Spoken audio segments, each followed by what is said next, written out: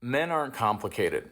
Their actions are pretty apparent. They lie, but they're not that complicated. And I understand men are manipulative. There's narcissistic men out there. Manipulation is an art, especially if you're an extremely insecure man that needs validation from women like it's air, like it's a freaking chicken nugget. But at the end of the day, their actions will show. And the number one way to know if a man's actually about it or not is if he learns to love you.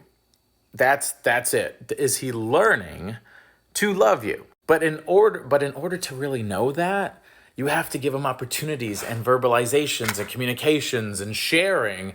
This is what I enjoy. This is what I appreciate. This is what I'm really looking for in a partnership. And if he has the capacity to learn, that's how you know you're in the right path. Because typically in the beginning of dating, dudes are just going to holler, they're going to spit game. They're courting. They're competing against other guys. So they know they got to spit game, especially if you're insecure. Most insecure men are really good at dating. But you don't know it's BS or not. And you end up thinking this is who the man is, assuming that this is how it's going to be for the rest of the relationship. And then you guys are living together and you're rubbing his toes and kissing your forehead and bumping bellies. And then he stops dating you. And then you start seeing not his freaking sprinting pace in the beginning, but his marathon pace and who he really is. And the number one way to freaking decipher that, again, is to figure out early on, give him opportunities to learn to love you. So that is speaking up.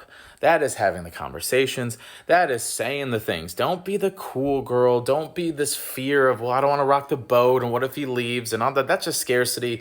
That's your insecurity talk. And I'm speaking to the queen in you, okay? And the queen in you knows that they're looking for someone that is going to be a support system.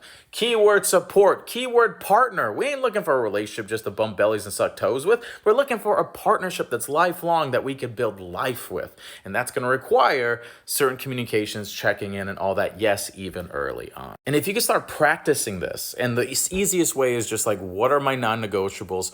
What do I like? What do I enjoy? What are patterns that make me feel some type of way? And let me just check in with him with a solution that he could care for me and see if he's receptive to it. Because a lot of people will get defensive. A lot of people will be in their ego, and a lot of people are insecure. And that's the number one way to filter out those people so you can find the love of your life, boo-boo. Super cute. I'll talk to you later.